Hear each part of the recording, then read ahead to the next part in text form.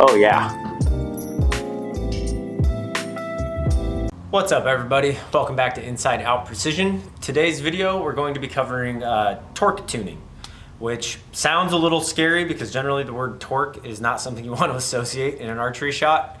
But it's really kind of the final step in tuning with both, you've got your bow shooting a bullet hole, your arrows are spined correctly, everything is good, your shots are feeling good. When generally speaking, when the pin is in the middle and you break a clean shot, it's hitting where you're aiming. I will also say that torque tuning is generally more specific to target archery than a hunting setup, and that's because of basically the equipment that's being used. A fall away rest doesn't support the arrow quite as long, and so the rest doesn't have as much of an effect on the arrow. Whereas a blade rest, like the little spring blades, or in this case, like I have a Hamskea Hybrid Target Pro, and I've got it timed to where that rest stays up until that string is probably, 5 or 6 inches from hitting the string stop. So it has enough support to where it will affect the arrow. And the reason that is important is because torque tuning is literally moving your rest starting with in the forward position, so the rest all the way forward, shooting an arrow in the middle, then literally torquing your bow one way and shooting another arrow, and then torquing your bow the other way and shooting an arrow. And what we're doing is looking for the drift in the point of impact. So generally, if I torque my bow to the left really hard, I'm going to impact to the left. If I torque my bow to the right really hard, I'm going to impact to the right. Now with torque tuning, literally what we're doing is moving our rest back. I like to do in about 1/4 inch increments. Now like I said, this requires the right equipment. So if you can see on this Hamskea here, I have it actually all the way back, but you can see this rest can slide forward, backwards and forwards right there. Now a lot of hunting rests don't have that. They have one mounting bolt, it goes on the bow, and that's where it's gonna stay. A lot of target rests, target specific rests, and the AAE Freak Show really comes to mind. They've got like 2.5 or 3 inches sometimes of throw to where I can really move that thing really far back or really far forward. So let's say we have our rest all the way in the forward position and we shoot one arrow in the middle, and then I torque my bow left and it impacts 4 inches to the left. Then I torque my bow right and it impacts 4 inches to the right.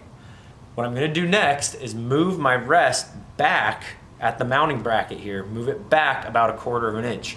And when I'm doing this, I like to take a little pencil and just mark a little line on my riser, top and bottom, so that when I re-cinch that rest, I know that my bracket is still in the same position and it's not gonna affect the way that arrow's coming off the bow. As I do this, what you're gonna notice is, generally speaking, that as you move that rest back with the same amount of torque right and left, your arrows aren't going to impact as far. So like I said, let's say on the first shot, the first time I do it, whoa, I don't want that falling over. On the first shot, it's 4 inches right and 4 inches left. And then on the next shot, after I move it back 1/4 inch, it's 3 inches right and 3 inches left.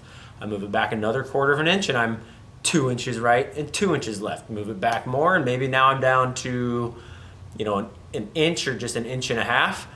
I move it back again and all of a sudden it's back out to 2 inches. And I go a little further and now it's back out to 2.5 or 3 inches.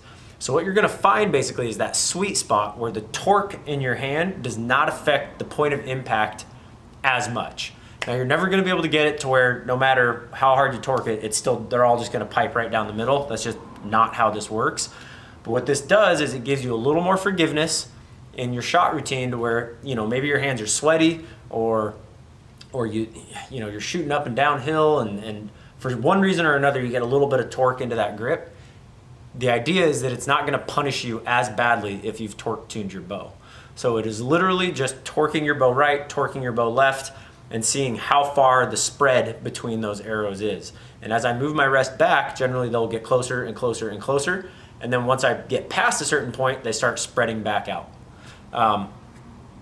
This is a little more advanced tuning technique. Like I said, you need to be confident in your shot so that when generally speaking, when your pin is in the middle and you execute a good shot, you're hitting where your pin was. You know, if I'm shooting 5-inch groups at 20 yards, it's really hard to tell if it was the torque or if it was just me that caused that right or left miss. Again, you also need your bow. This is kind of the last step in tuning, because if my bow isn't shooting a bullet hole through paper, or you know, my arrow's kicking way tail high or way tail low, it's gonna affect the torque differently one side or another. So if my bow is already kicking really hard to the right and then I torque my bow really hard to the right, it's gonna show up more on the right side than it is on the left side, or vice versa. So this is really the last step in what I would do on a tune. For example, I have this all the way back at this point, and I had about a 2-inch spread between my right and left arrow, maybe 2.5 inches. Now I'm all the way back on this, so I don't know if it would get better. I just know it got worse when it was further forward.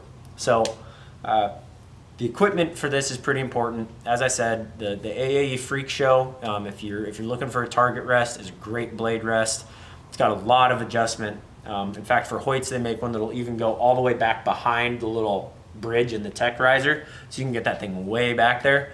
I don't know many people that run it all the way back, but they mount it behind it and then run the rest forward a little bit. You hear a lot of pros doing this. Like I said, it's something that it's a little advanced. It's not going to improve your score by 10 or 15 points, but in target archery, if I can squeak out an extra, you know, if I can catch 1 or 2 lines in a round because I got a little more forgiveness out of the torque tuning of my bow, to me it's worth it. So go ahead and give this a try. It's really not as intimidating as it sounds. Like I said, just make sure you mark above and below your rest right here.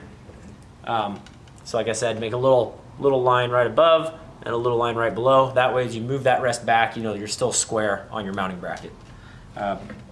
If you have any more questions on this, as always, please feel free to reach out either in the comment section below or on Instagram at inside_out_precision.